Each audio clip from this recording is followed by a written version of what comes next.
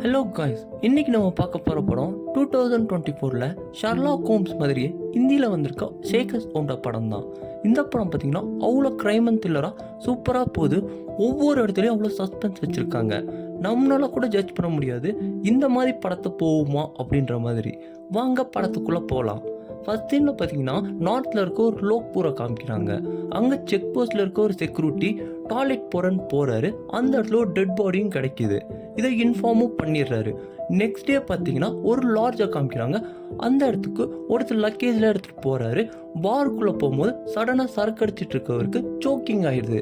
இவர் போய் அவர் அப்டமனை அழுத்துறாரு. அவரு ஃபுல்லாக வாமிட் எடுத்துடுறாரு. அடைச்சிருந்தது அப்படியே ஃபுல்லாக வந்துடுது. அந்த பாரோட ஓனர் இருக்காங்க, மிஸ்ஸஸ் எச்.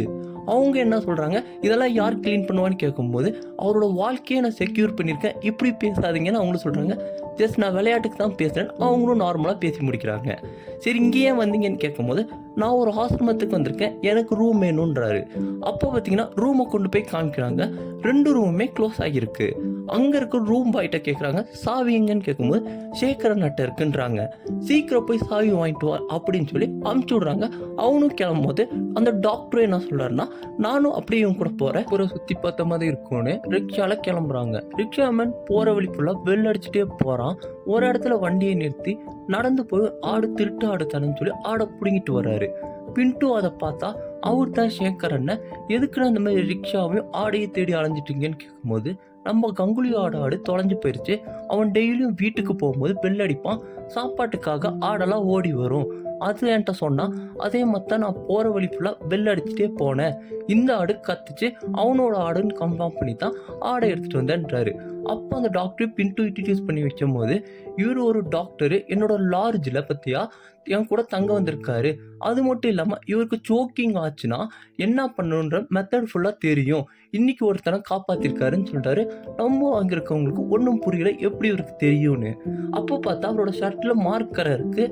அது வந்ததுக்கு காரணம் டெய்லி அந்த இடத்துல சடக்கு அடிக்கிறவனுங்க இவங்க 2 பேர் சிக்கனாக சாப்பிட்டு டைஜஸ்ட் ஆகாமல் இருப்பானுங்க. அதனால இவர் தான் காப்பாற்றிருப்பாரு நான் யோசிச்சேன்றாரு. அது மட்டும் இல்லாமல் இவர் ஒரு ஆர்மி டாக்டரு, இப்போ ரிட்டையர்ட் ஆயிருப்பாருன்றாரு. அதுவும் கன்ஃபார்ம் தான். அது எப்படின்னு கேட்டால் இவரோட ஃபிட்னஸ் பார்த்தா ஆர்மியில் இருந்த மாதிரியே இருக்கு. அது மட்டும் இல்லாமல் இவர் இப்போ கொஞ்சம் தொந்தி போடுறதுனால ரிட்டையர்ட் ஆயிருப்பாருன்றாரு. அப்படியே முன்னாடி போய் அவர் மாநிலத்தில் இருக்க அவரோட தாடியெல்லாம் ரிமூவ் பண்ணிடுறாரு. இவங்க 2 பேரும் ரூமுக்கு போறாங்க. நம்ம ஹீரோ சொல்றாரு, இன்னைக்கு ஒரு பெரிய கேஸ் இருக்கு போல, இன்ஸ்பெக்டர் சீக்கிரம் வந்துட்டு இருக்காரு அப்படின்னு சொல்லி அவரோட ஷூ சவுண்டை சொன்னவொடனே என்ன கொலை கேஸா அப்படின்னு கேட்டா இன்ஸ்பெக்டர் ஸ்டன் ஆகுறாரு. எப்படி உனக்கு தெரியும்னு, இந்த ஊர்ல பெருசா என்ன நடக்க போகுது, நீங்க இவ்வளவு ஃபாஸ்டா வரீங்கன்னா கொலை கேஸ் தான் இருக்குன்னு சொல்லி அங்கிருந்து எல்லாமே கிளம்புறாங்க. போய் அந்த ஸ்பாட்டை பார்த்தா ஒருத்தர் இறந்து கிடக்குறாரு. அவரோட கையில யூ சிம்பிள் இருக்கு. சரி, இந்த நைட்டு என்னென்ன வெஹிக்கிள்ஸை நீங்க அனுப்புனீங்கன்னு கேட்டா சிஎம் கான்வே இருந்தனால எமர்ஜென்சி வெஹிக்கிள் மட்டும் தான் அனுப்பணும், வேற எதையும் அனுப்பல அப்படின்றாரு.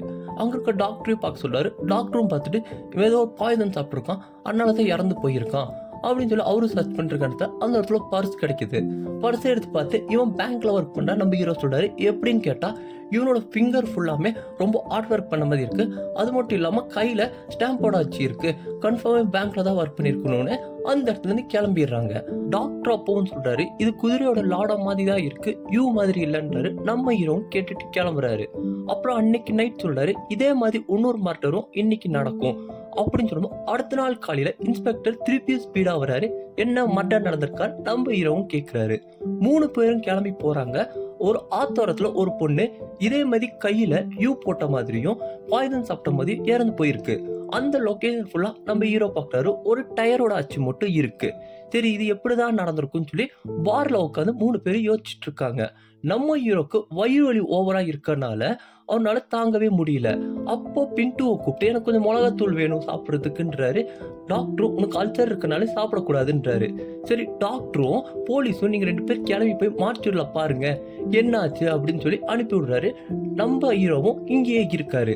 இவங்க 2 பேர் ஹாஸ்பிட்டல் போய் அங்க எல்லாத்தையும் விசாரிக்கிறாங்க. அங்க இருந்து பாத்தீங்கன்னா ஒரு கம்பவுண்டர் இவங்கள பார்த்து ஓடுறான். இவங்க 2 பேரும் ஓடி போய் பிடிக்கிறாங்க.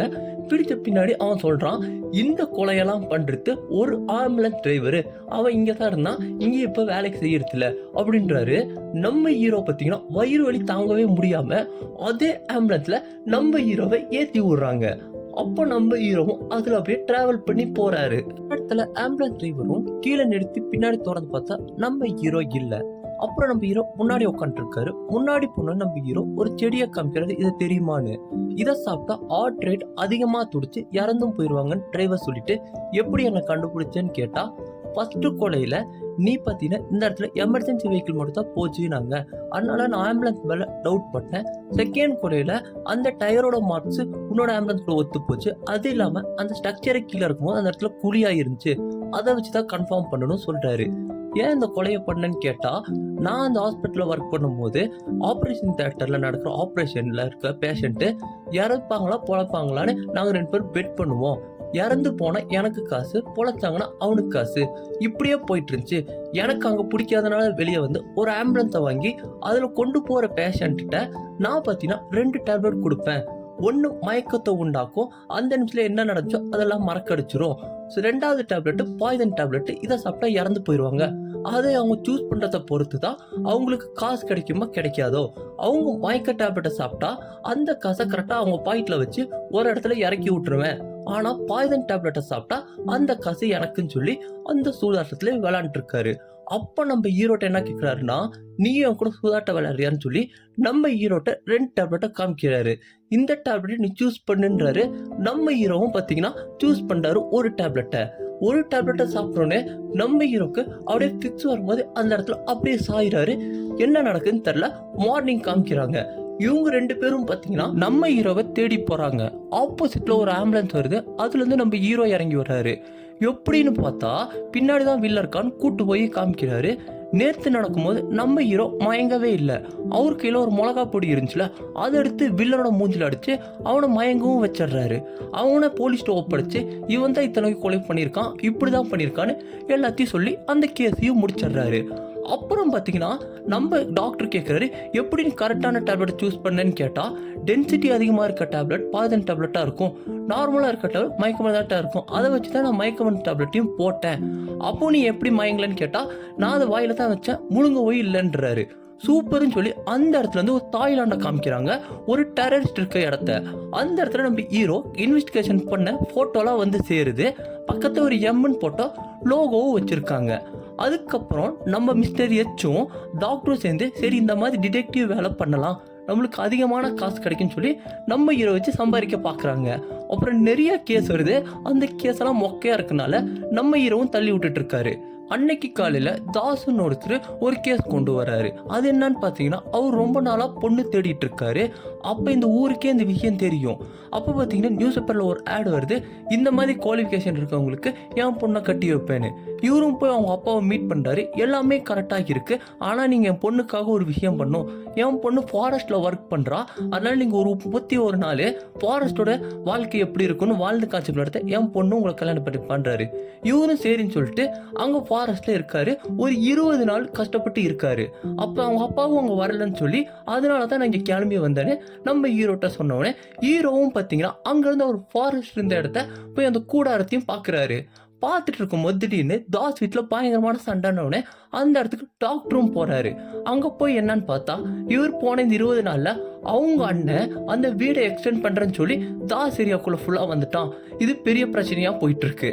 அப்போ அந்த நம்ம டாக்டரு நம்ம ஹீரோ வந்து மீட் பண்ணி இதுக்கெல்லாம் யார் காரணம், யார் இப்படி பண்ணியிருப்பான்னு சொல்லி நான் கண்டுபிடிச்சிட்டேன்டாரு. யாருன்னு கேட்டால் இதெல்லாம் பண்ணது அவங்க அண்ணன் தான். ஏன்னா இவனை அமுச்சு விட்டு இவனோட நிலத்துல ஃபுல்லாக கட்டிடலான்னு சொல்லி தான் அமுச்சு விட்ருக்கான்டாரு. ஏன்டா இவ்வளோ சின்னதை கட்டுறதுக்கு ஏன்டா 20 நாள், 2 நாள்லேயே கட்டியிருக்கலாம், இதெல்லாம் நம்புற மாதிரியாக இருக்குன்னு சொல்லி நம்ம ஹீரோவும் போகிறாரு. அப்போ அந்த பாருக்குள்ளே அந்த போலீஸும் இருக்காரு. இப்போ இந்த கேஸை இன்வெஸ்டிகேஷன் பண்ணிட்டு இருக்கேன்னு பார்த்தா, தாஸ் கேஸா, அவன் ஒரு மொக்கை. அவன் பார்த்தீங்கன்னா மெடிக்கல் ஷாப்பில் இருக்க ஊர்மிளான்ற ஒரு பொண்ணை லவ் பண்ணுறேன்னு பின்னாடி அலைஞ்சிட்டு இருந்தான்றாங்க. சரி ஊர்மிளாவை மீட் பண்ணலான்னு சொல்லி இவங்க 2 பேர் மெடிக்கல் ஷாப் போகிறாங்க. அந்த இடத்துல அவர் மெடிசன்லாம் கொடுத்துட்ருக்காரு. சரி ஊர்மிளாவை பார்க்கணுன்னு அவங்க இவங்கள பார்த்தோன்னே அங்கேருந்து ஓடுறாங்க.